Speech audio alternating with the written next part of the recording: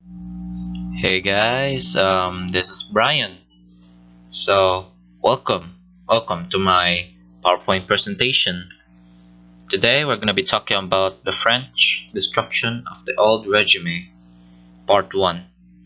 So, yeah, the reason I said Part 1 is because there's going to be two parts into this section. I divided it into two parts because it's a bit too long and it's gonna make you guys bored. So yeah, I'm gonna post the next video tomorrow, and yeah, let's get into it.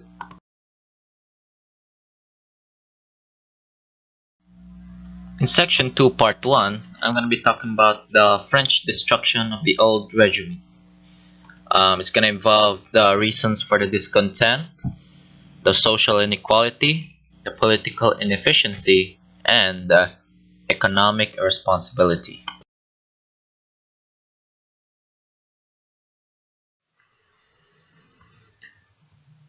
During most of the 18th century, France was the cultural center of Europe. Europe envied France for their fashion, art, and learning. France had one of the largest populations and one of the most active trade economies in Europe. Though France may sound like a very prosperous and happy country, most of the people were not. French philosophies had espoused the ideas of personal rights and liberties, but because they were under the authority of an absolute monarch and the Roman Catholic Church, only a few Frenchmen experienced such freedom. The American War for Independence gave hope for Frenchmen who wanted freedom, yet the French political and social order stayed the same. In addition, extravagant government spending and oppressive taxation brought the country to nearly an economic collapse. So, guys, to sum up what I just said in the introduction, France was the cultural center of Europe. It was very famous, and it they were basically just a nice place. They had one of the largest populations and most active trade economies in Europe, and their fashion and art was amazing. And something like behind all those amazing things, there's also a bad side of France. It's not really bad, it's more of like a darker side. The people, most of the people were not happy. The people in the top, like the clergyman, like the priest and stuff, they were, I guess, happy. But the people at the bottom, like the slaves and stuff, no, they were burdened by taxes, and pretty much they were just very sad.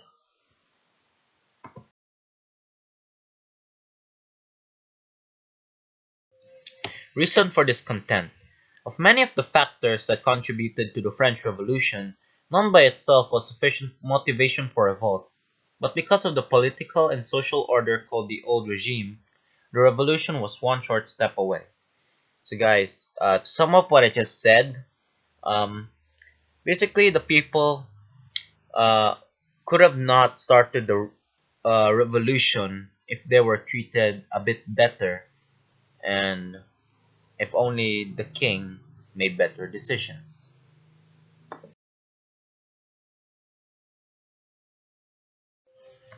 Social inequality. As late as 1789, the French society was organized according to the old feudal class division of estates. The social privileges and taxation were determined by one social class. That meant that the people at the bottom were treated unfairly. So, guys, to sum up what I said, in late 1789, basically the people would pay taxes according to their social class. But the thing is, the people who would pay taxes were only at the people in the bottom.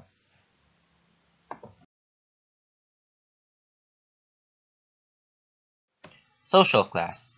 The first estate consisted of the clergy of the Roman Catholic Church.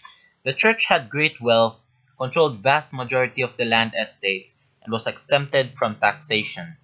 A part of the church's wealth was used to fund the sick and needy, but some of the higher clergy, such as the bishops, considered the church's wealth as their own. The lower clergy, such as the parish priests, were poor. So, the first estate, uh, it consists of the clergy of the Roman Catholic Church. And basically, the Catholic Church uh, has a lot of power in France. The only good thing that they did is that they would fund the needy and sick, and that's pretty much it. They controlled a vast majority of the land estates, and they were exempted from taxation.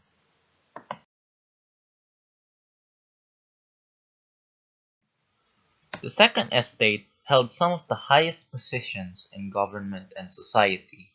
They were privileged class and did not pay the taxes. The second estate owns 40% of the land of France. Unlike the first estate, the second estate were not interested in improving their land, but they were interested in exploiting it. Many nobles paid agents to extract as much as they could from impoverished tenants who lived in their estates. So, to sum up what I said, is that in the second estate, it consists of people in high positions. They're still very wealthy, and they own 40% of the land of France. But what differentiates the first and the second estate is that the second estate were not interested in improving their land, but they were very greedy and want to exploit it. They only want money and nothing else.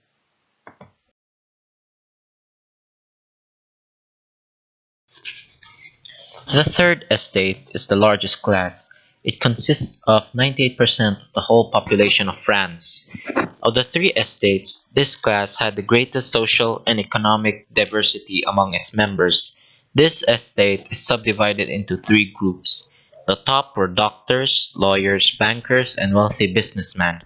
Below them were workers in the cities and towns, and at the bottom were peasants who barely have enough money to raise their family. So, guys, to sum up what I just said, in the third estate is basically the people who are at the bottom, which is kind of weird because lawyers and doctors are under. Never mind, but um, they are subdivided into three groups: the top, the low, and the bottom. And yeah, the bottom is the ones that are very sad because they're peasants who barely have enough money to raise their family, and that they still have to pay taxes and work long hours just to live a normal life.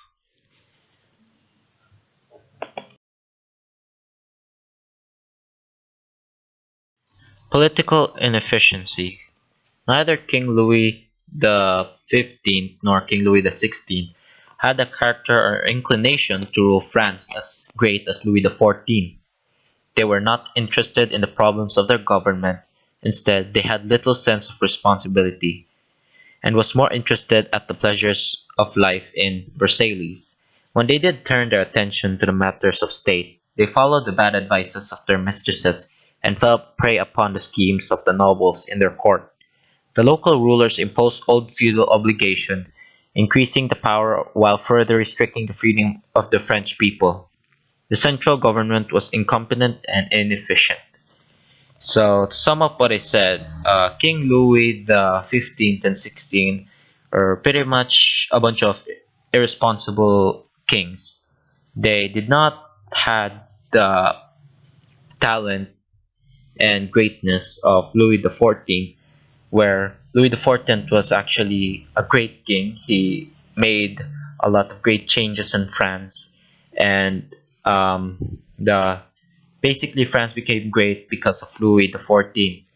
But when Louis the 15th and 16th came in, They basically made everything fall apart. They were irresponsible, and when they did uh, try to make a change of France, they usually what they call this followed the bad advices of their mistresses and fell prey to the schemes of the nobles in their court. And yeah,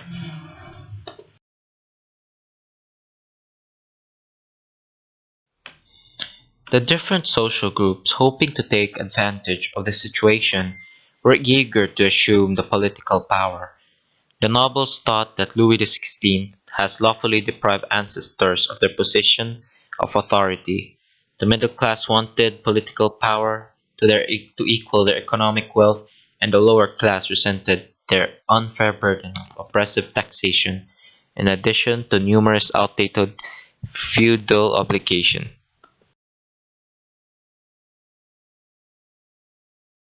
So, for the last subtopic of um, reason for discontent is the economic irresponsibility. And the reason for the economic irresponsibility is that France had an unbalanced tax system. That meant that the French system of taxation was out of balance. The privileged classes were exempted from most taxation, and the lower class was forced to pay taxes. The most common and important taxes levied by the French government were taille, were the tally, the capsation, and the vigentium. A tally is originally levied for military purposes. It was tax on personal property.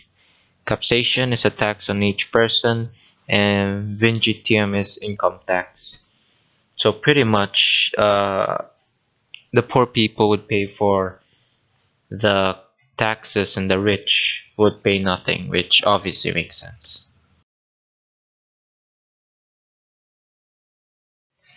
Most of the people in the higher class evaded their tax responsibility and relied it to the lower class. The failure to share the tax burden increased financial strain on the peasants and reduced the income the government received and thus contributed to the national debt.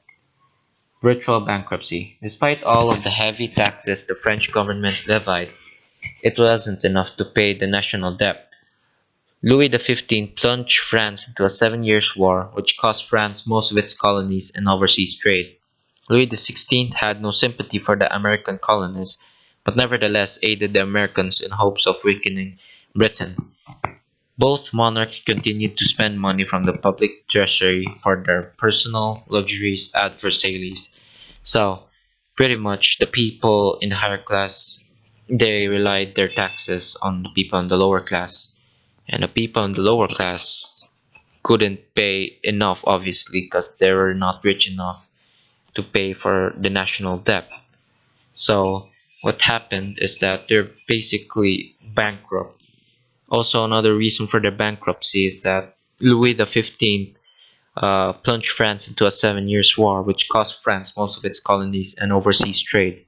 So pretty much, everything was just very uh, controversial, and if they could have managed it a bit better, if they what they call this, if they could have had the courage to tell the people in the higher classes to pay up taxes, I think this could have been not much of a problem.